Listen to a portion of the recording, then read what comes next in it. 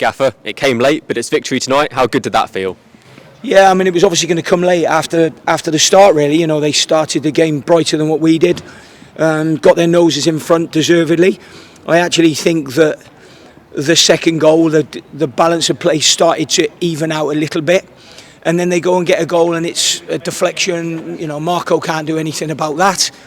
So then we're right on the back foot then at 2-0 down. And what we needed to do was get a quick goal back, and thankfully that's what we did do. And then it was quite a ding-dong game. You know, as I've said before, they were going to be very dangerous. They're a good team. And everything that we spoke to our players about going into this game, they didn't disappoint us in terms of what we thought might happen during the game. I think their two forwards have been incredible for them this season, and our three lads back there won't have too many more difficult games against two strikers. I thought their two strikers were excellent, and they led the line very, very well for them.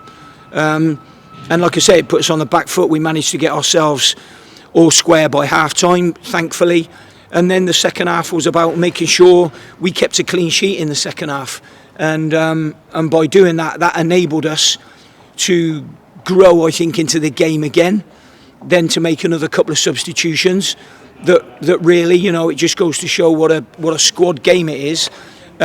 Maybe because without the changes, we might not have, you know, gone on and got the win. But thankfully we did. And I think that in the second half, I think we created enough chances to get the win anyway.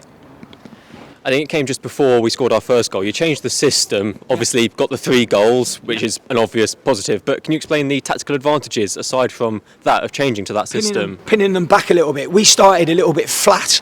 The only thing is, I would say that I don't think, I mean, the change in formation took us on the front foot, but then we only reverted back to almost what we were playing to win the game.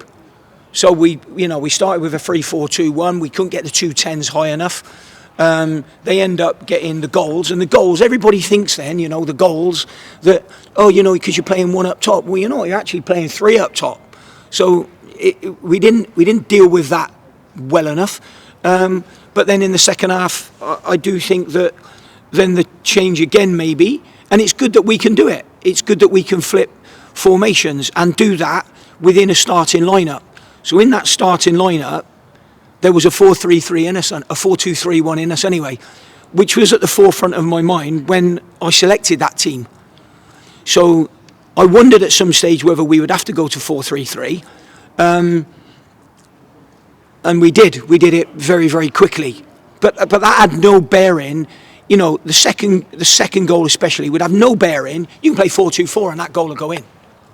It has no bearing on it. No bearing whatsoever, and then the change at the end got us the victory. So, you know, it's good that you can be flexible within that, and that's what we've got. We've got a squad where we've got flexible players, and what it did do by flipping to the 4-3-3, it changed the tide in the game a little bit.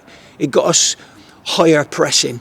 But it's funny, isn't it? You know, you can start 3-5-2, but it's not necessarily a formation that you're going to press really, really well in, because you've always got to deal with another team's fullbacks. And what happened was when we went to a back 4, it meant their strikers had further to run as long as our fullbacks dropped down. And then what we're hoping is when our fullbacks drop down, that their wing-backs jump our fullbacks. Because if their wing-backs jump our fullbacks, we've got an 8 run down the side from our 10s. The lads will know what I'm on about with that, if you don't. I'm doing my best.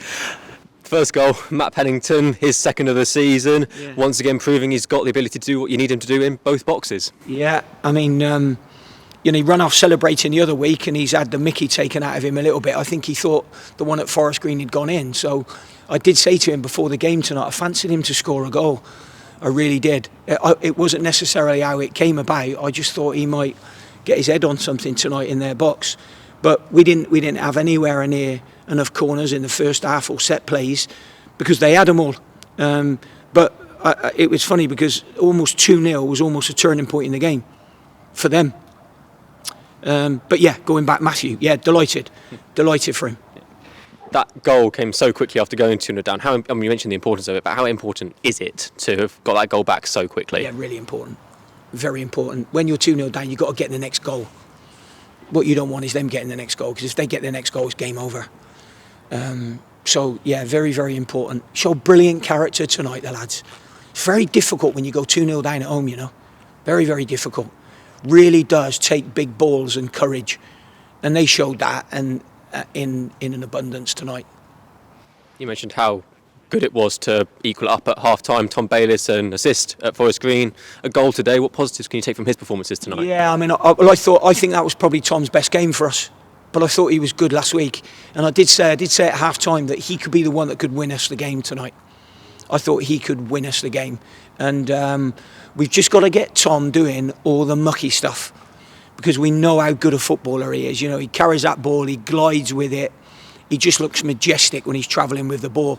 We just got to make sure that he does all the horrible stuff in the game, because those were the things that would be thrown at Tom, that he hasn't done enough of that over the years. Well, he has me on him every day about all of that stuff. But yeah, I'm really, really pleased for him. You know, I thought Jordan Shipley looked a little bit tired tonight and looked a bit off it, but you know, his wife is heavily pregnant and in the last stage of, you know, it wouldn't be too long now before he becomes a dad again, and I just thought he looked a touch maybe off it tonight. So I'm sure when that baby comes along, I don't know whether it's best waiting for it or after it, because then the baby potentially keeps you awake. But yeah, good luck to Mrs. Shipley with that, and hopefully she was at home tonight. Maybe that last minute winner might kick it on, you never know. We wish the family all the best. Yeah. And then finally, a second goal this season in the end for Sheah Dunkley. He loves leaving it late, doesn't he? Completes a very satisfying comeback. Yeah, he does. I mean, he's a tough boy, Sheah, isn't he? You know what I mean? He's in there. He's just always in and around and about it. And yeah, it's brilliant, you know, that he scored again. And, you know, they're great lads. We just got to get Flano mucking in a little bit with it, you know. But I'm sure he'll try a little bit harder, knowing that these two are now getting neck and neck, if you know what I mean, in the defenders column. But yeah, it doesn't matter who scores the goals. You know, Christian Sadie had a couple blocked. You know, Ryan had that one that he takes early, that he just bent round the far post, you know. So yeah, I mean, I think towards the end, you know, with the chances created, I think we deserve to win it.